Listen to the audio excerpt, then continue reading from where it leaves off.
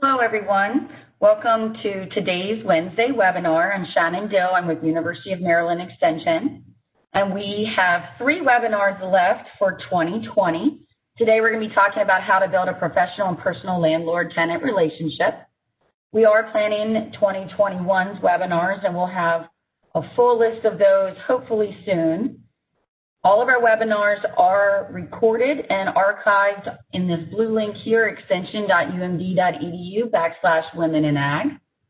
And we host those on the 2nd and 4th Wednesday of each month. Before we get started, I'd like to thank our sponsors of the program, as well as our various collaborators here in the Mid-Atlantic region. With that, I'm going to go ahead and turn today's webinar over to Jenny Rhodes. She is an extension educator in Queen Anne's County, and she's going to be talking about a very important topic that we get quite a bit as county agents. So, Jenny? Okay. All right. Thanks, Shannon. So I'm Jenny Rhodes. Like Shannon said, I'm extension educator or county ag agent in Queen Anne's County, and we do get a lot of calls about landlord-tenant relationships and, why, I heard somebody paying this amount of rent and somebody's paying this. I think it's always a very timely topic to talk about. So we're just going to start off. Well, maybe I can get my screen to advance here. There we go. So let's talk this is about Maryland, but I think really nationwide you see these same statistics. It's really a calculated perspective, when you think about landlord-tenant relationship. And this is some new data from the USDA, from the NASS, the National Ag Statistics Service. This is in Maryland. So we have about 2 million acres in Maryland, and you'll see of that 2 million acres, 67% of that is rented. And that's why it is just so important for farmers and landowners to have such a good relationship. And this is actually up 3% from 2012 statistics. So we see even a little bit more land rented now than before.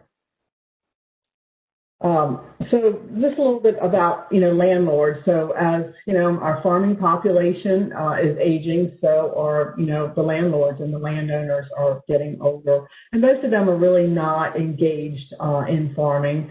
And you'll see some statistics here, 50% of them live within 25 miles of the land. I think one other important is 40% of the landowners or landlords are women, and we really expect to see that increase as we see more women getting involved in agriculture. 31% are men and 29% are male and female joined together. I pulled this out of a report, a journal report, and I thought that's pretty interesting. A study indicated that lease preferences are influenced less by risk aversion than by the characteristics of the leasing relationship, namely the threat of opportunism from the landlord and the potential return to the producer's management abilities. I think that is really something that we really need to think about as we go and we talk about how these, the communication part and how we, the landlord-tenant relationship. So what is communication? Communication is a vital skill. A lot of times we take it for granted, but, it's really the act or process of communicating. And also, communications are not only speech, but they can be, in writing, they can be signs, and we'll talk a little bit about that. And I think an important part of communication is to know your audience. All audiences are very different. Some more things to think about, just basic communication, giving information and seeking information. So, if we're giving information, we need to think about the conversation, the communication, delegation, negotiation, when landlord-tenant, you're negotiating contracts and, maybe other things.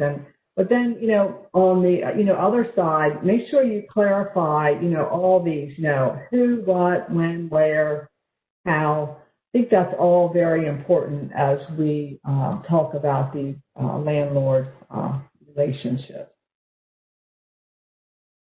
It just doesn't want to advance here.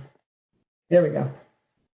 4 communication skills, thinking, listening, speaking, and nonverbal. I think a lot of us are probably, we like to talk and sometimes we don't listen. You know, we're thinking about, while the other person is talking, we are thinking about what we want to say and not listening to what they're saying. I think also the nonverbal, just our, you know, if we're face-to-face, body language, facial expressions, those kind of things. I think we really, really need to think about, and we have to learn to be patient with people because, you know, if we're farmers, you know, we use a lot of acronyms and our landlords may not understand those. So just think about those things as we are communicating and think things through. You know, take time to think about things maybe sometimes before you do try to communicate. This is just talk a little bit about the model consists of, so, you know, in communication, we've got the sender. So the sender is, you know, sending a message. And then how is the receiver receiving that message? Through what channels are they receiving it? And then what feedback may be coming, you know, between the two? And then what effect, you know, at the end of the communication, what effect has that communication had? The types of communication, you know, we've got oral communication, written, email. Now today, social media is just, you know, it's everywhere. So whether, depending on what social media platform you're on, you know, you're landowner or landlord, the tenant, you know, people follow each other. They see what they say, whether they're, you know, it's in their personal life or, you know, in their professional life. And then again, nonverbal, you know, expressions, behaviors, body language. I think sometimes even nonverbal, even though we're sending a text message, or I tell people don't send anything in a text message or email you wouldn't say to somebody in front of them, because sometimes maybe we might get upset about something and we think, oh, we're just going to send a text message, but maybe think twice before you know, look at it, write it, think on it, maybe sleep on it before you do send something back to make sure that it is, you know, both personal but also very professional. Communications, again, just all kinds of communications, you know, out there, and find out, you know, between your landlord and tenant, how do they want to communicate? Do they want a phone call? Do they want a text? Do they want an email? Do they want in person? We're going to talk a little bit about a resume. And then we've got all these social media platforms. You know, is it a website? You know, a lot of farmers have websites, so maybe they're going to be on your website. You know, they're friends with you on Facebook. Do they follow you on Twitter, LinkedIn, blogs, Instagram, and then I put on here Google Plus too, because that is another means of what you can set up to, you know, for a group to, you know, to kind of chat with each other. So there's all kinds of means of communications, and make sure both of you understand what you want, because maybe you like to text, but maybe, you know, the landowner doesn't like texting. So let's, you know, get that right out to begin with, and I think you'll be much better. Styles of communication, I think, also are very important. We're going to talk about assertive, aggressive, and then there's a passive aggressive. And I think it kind of makes you understand about maybe where you are and how people have talked to you and how you've tried to maybe influence other people. The most effective is certainly assertive. It's the most effective and healthiest form of communication.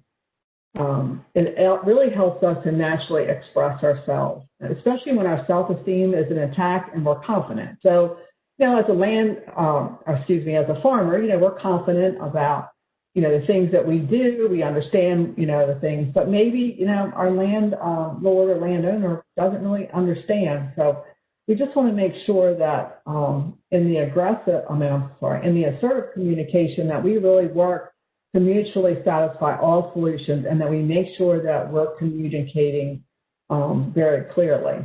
But really, if you look at the research, surprisingly, assertive is a style that probably most people use the least. Thought that was pretty interesting. Aggressive, I think, probably we've all been in these situations where, you know, it's really aggressive. Involves manipulation. We really want people to induce guilt on them, intimidation, some type of maybe even anger, tactics. Certainly, I don't think much gets done really in the aggressive communication, but in the research, it really does, talk about probably this. You see this more in sports and team members, maybe as the aggressive communication. And then we get to passive aggressive communication. So it's kind of it's a little bit of both. So, you've got some very direct information maybe you want to pass along, but really you could have some form of manipulation. I think all of us have been involved in conversations where, you're stepping, pretty close to the line, when people are trying to maybe intimidate you or manipulate you to get across maybe what they want or for you to agree with them.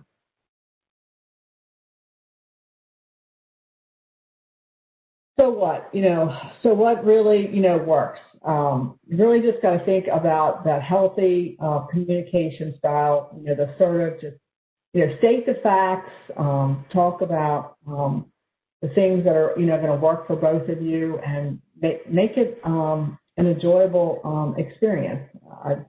I like to talk. Most of us all like to be social, and a lot of times, no question is dumb, no matter what. People just, they just don't know. We assume that people know about farming, but as a landowner, they may just not really understand, what we do. So make sure that they do. Communication problems, so, what can happen? Unclear message. Like I said, we use FSA and NRCS. Well, they may not know what FSA, the Farm Service Agency, or Natural Resource Conservation, or UME, the University of Maryland Extension. So make sure that when you communicate back and forth, that everybody has a clear message, and don't stereotype people. Just because they're a landowner or they're a farmer, don't stereotype them into, something that may be not good. Incorrect channels, just figure out the channels of communication. Maybe there might be a language barrier, so make sure that you understand each other. I think that's very important. And the lack of feedback. So it could be on either side, lack of feedback, or maybe you explain something, you don't really hear anything back. You're like, okay, did they understand or not? Poor listening skills, I talked a lot about that. Just really work on listening skills, making sure you understand, the questions, no matter which side they're coming from. And then also, if you are scheduling a meeting with your landlord or tenant, make sure you do it in a place where you don't have interruptions. Maybe turn off your phone. I would say go out to lunch, but maybe with social distancing, the things that are going on now, maybe that's, might not be the best thing, but you can do things and, social distance, to make sure that they know how you feel, in this, time of COVID, and we're supposed to be practicing, good social distancing. Make sure, they understand how you feel, that you're happy to meet with them, but, I want to make sure that we maintain social distancing, and I feel comfortable wearing my mask. And that's all fine, but we just have to make sure that we put that out so people do understand that. Just a little bit about guidelines for tenants, and keeping your landlord happy is very important. And it's really no different when we get out into the big corporate world. I'll say the effective public relation strategy for any business. So we're no different than that. We're just trying to make sure that we keep everyone happy. So let's think a little bit about what that strategy might be. So communications, we talked about communicating with the landlord, educating the landlord about agriculture. Like I said, they might not know anything. So, steer them to our university website. Any EDU website has research-based information about agriculture. Explain what the costs are and why costs change. I mean, look at the grain market right now. I mean, it's the grain market is up, so why did that happen? Providing regular crop reports during the growing year, letting them understand what's going on. If we have too much rain, if we don't have enough rain, we don't think we're going to have good crops this year. Right now, it's raining outside, and farmers are struggling to get some of their crops off. So let them know that. Maintaining appearance of the property. to talk about that. Is that part of the landlord-tenant agreement? Is that, if you are the tenant, is that part of what they want you to do? So make sure that you understand what that is. And then treating your landlord like family. I know farmers that, at Christmas time, they take a gift to their landowner. They send them birthday cards. They, call them and, hey, I'm out picking the corn in your field. Why don't you come out and ride with me? I think those kind of little extra touches really mean a lot. And like I said, personal but professional is very important. Is a guideline for tenants. So, have a written lease. We have leases on our website at the bottom of the page, and I'll share at the end our extension.und/edu/grain marketing. You'll see we've got a whole section there on written leases. So there are leases there that you can download, you can use and fill in, change whatever. A resume, I think, is very important. As we see the newer generation take over farms, they're used to resumes. So put together a resume. I'm going to share some of that with you too. What are your objectives? What's your cropping plan? Give them regular updates. Same thing. Keep them informed, educate. And then, like I said, cost information. We've got all that. Crop budgets. Our crop budgets are just, everyday generic budgets. Your costs may be different as a farmer, but it certainly gives the landowner or landlord a place to begin with, and so you can make them understand it costs $600 to plant an acre of corn, or whatever it may cost you. Continue with that. Alert the landlord of problems. Always be open about everything. If there is a problem, document that in writing. Work to improve appearance. Whoops, sorry about that. Work to improve appearance of the farm. Maybe give suggestions. The land owner may not know there's a soil erosion problem, or some things that might need to be fixed. So tell them about that.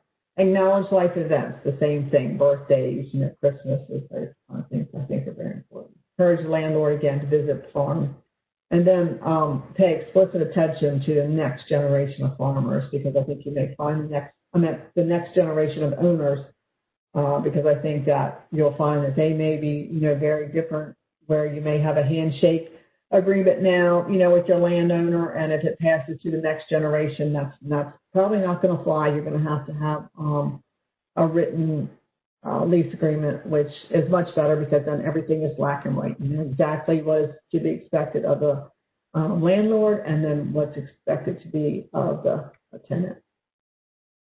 And this is kind of the same thing on the guide for landlords. Have a written lease, ask questions. Same thing, what do they want? Stay informed, schedule a yearly meeting, and be rational, and just, ask good questions. I think it's very important to know that.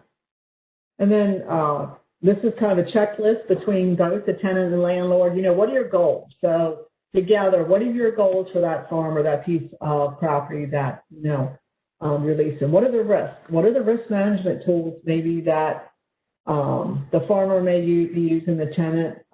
Let them know that. What are the lease preferences? Do you want a cash lease? Do you want a flex lease? Do you want a crop share lease? And then how are you going to communicate?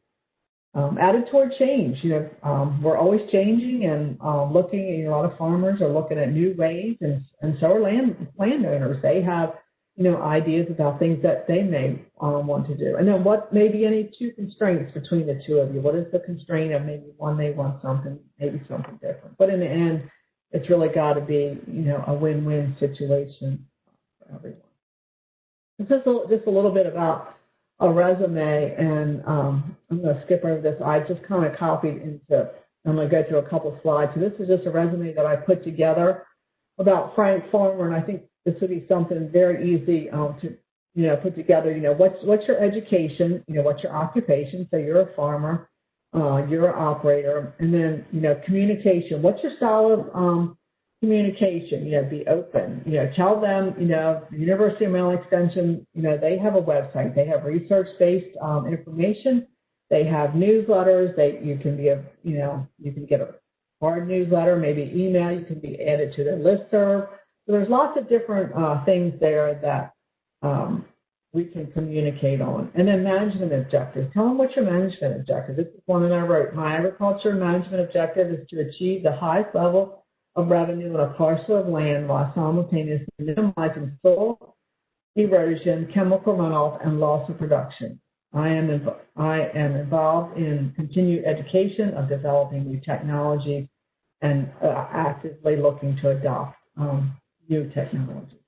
So just some things to think about. And then, of course, I put in, what do? I farm 1,000 acres in Talbot, Queen Anne's, Kent counties, and 400 I rent 600. What's your typical yield? Maybe put the historical yield of the county. Tell them about the license that you hold. I think a lot of people don't know that, as tenants or farmers, we have to have a license to apply pesticides. We have to have a license to apply nutrients, all very important. And what organizations are you involved in? Then I also put in here an environmental statement to let them know, maybe use no-till, to reduce soil erosion and leaching. And talk about, new technologies. And I think, you have to make them understand economically and environmentally, everything has to be beneficial to your ag production. And then a risk management statement. You may talk a little maybe about crop insurance, that you carry crop insurance, or that maybe you participate in university and extension grain marketing clubs that helps them, to hone in on grain marketing. Maybe you work, with your local elevator. So tell them those things so they'll know. They may want to know also about your insurance coverage to make sure that you have insurance. And then also a list of references. That can just certainly be on. You can put, available upon request, or, you can actually put those in there. I put, maybe your ag banker would be one, or maybe one of your allied businesses that you deal with. That's a little bit about resumes. And then on to newsletters. I think there's a lot of information out there on any extension we do. We have blogs, newsletters. They can subscribe to any of these. They can go on our extension website anytime, pull out any of these newsletters. We have county newsletters. There's the state agronomy newsletter. So a lot of different kind of information out there. People for us. Again, just reiterating, these means of communication and, why they're so important. So really, in summary, it's really all about communication. And while you need to be personal, you really need to be professional also. It's very important. Relationships are very, very important. And just really work to find that best means of communication. This is just our website. This takes you directly to the grain marketing website, but there is a whole agriculture website. But here we have crop budgets, we have custom rates, we have grain marketing clubs that you can find all that information. And then I just listed here some of the references that I use. There's some good information out there. And this is my contact information. So if you need anything or have any questions, please reach out to me at any time. So with that, Shannon, I will stop, and we'll see if we have any questions. Sure. There's a Q&A and a chat pod if anyone has questions. We have a couple comments in here, Jenny, and Jenny and this has been presented, I believe, at other meetings too, and very similar questions or comments have come up. So one of these is, I'm the next generation owner, and it's difficult to transition from a handshake of my grandfather to today's environment. Yeah, it is. It's very hard. And I think it's hard on both sides. I think it's hard on, whether you're, the landowner or you're the farmer. But I think once you, explain to them, this is the next generation, and, you just, if you don't understand, or, just say, I need to understand what you're doing. This is just part of doing business.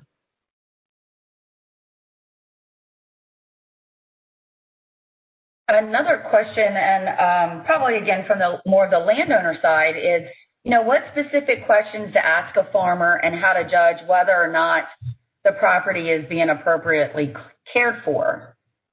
Yeah, so I would say one of the most important things is to get a copy of the nutrient management plan or the soil test. And if you don't understand the soil test, reach out to the county ag agent, or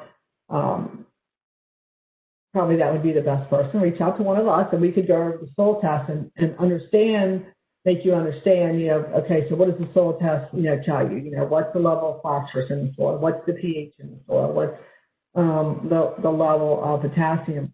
The other thing would be to contact, local soil conservation. Or soil conservation will come out, walk your farm just to make sure that there are no issues with runoff. Maybe if there's erosion, those kind of things.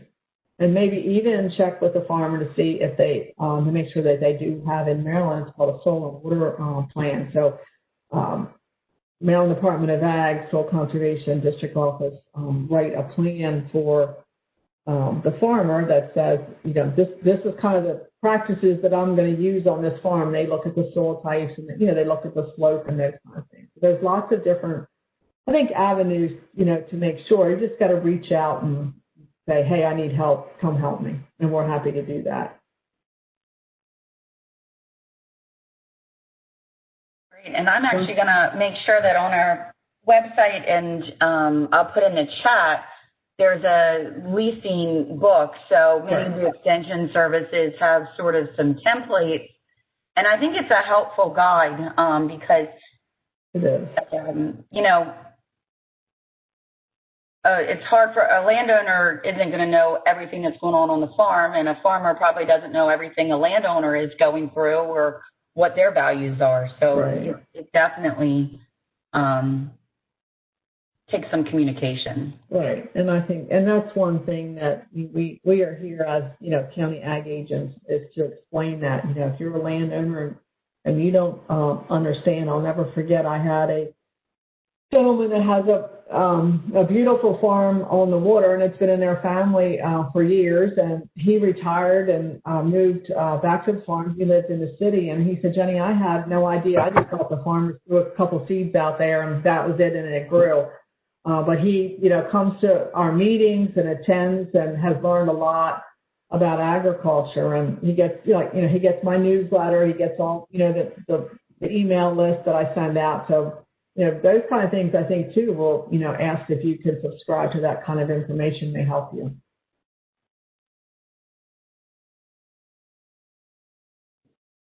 What else do we have up there? Any other questions for Jenny? Let's see here.